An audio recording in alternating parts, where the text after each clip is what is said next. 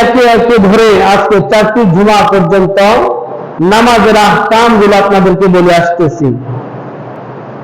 আজকে আমাদের নামাজের আহকাম সম্পর্কে আলোচনা করা হবে। আপনারা শ্রবণ করবেন এবং মনোযোগ সহকারে শুনে এটা আমল করার জন্য চেষ্টা করবেন। আজকের আলোচনা হচ্ছে কিন্তু অত্যন্ত গুরুত্বপূর্ণ।